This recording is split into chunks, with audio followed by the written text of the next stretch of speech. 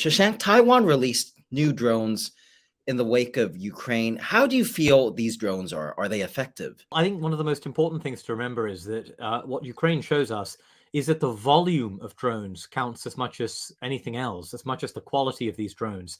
If you look at the survival rate of Ukrainian drones on the battlefield, some of these were surviving for 3 or 4 days in the first phase of the campaign. And what that tells you is that you can have extremely exquisite and high quality drones, but if your fleet is expensive and small, you're going to run out of these platforms for reconnaissance and other missions within days. And so I think the most important factor is are these affordable? Are they reproducible? Can they be replenished in a conflict? Can they be rebuilt and restocked? And I think that to me is perhaps more important than any of the individual questions around sophistication or capability. Apart from drones, what do you feel Taiwan needs in the case of Ukraine in repelling an invading force? I think there's lots of lessons to be pulled out, but one of them, and perhaps the most important, is that precision strike is extremely important. And we've seen this in the effectiveness of HIMARS and HIMARS rocket launchers and other associated capabilities like Excalibur artillery rounds since the summer. But more important than the actual munition is the command and control network and the intelligence, surveillance, and reconnaissance that goes into it. It's the role of UAVs, but also reconnaissance satellites. It's the ability to get that information securely to where it needs to be. In the Ukrainian case, using commercial communication satellite networks like Starlink and using commercial encrypted apps like Signal. Militaries have their own ways of doing this. They have their own formal procedures.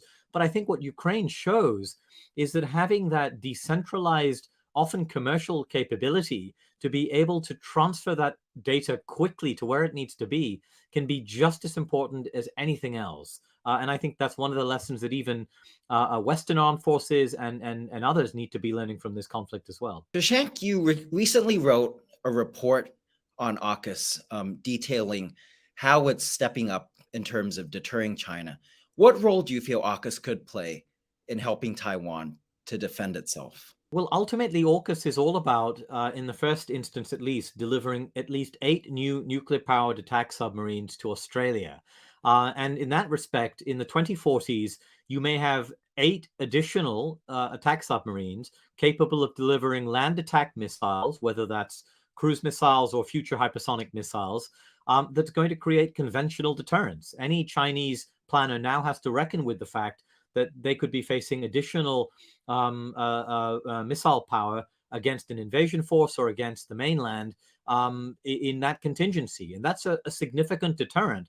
But in addition to that, AUKUS is also going to make it easier for America to rotate submarine forces through the Pacific.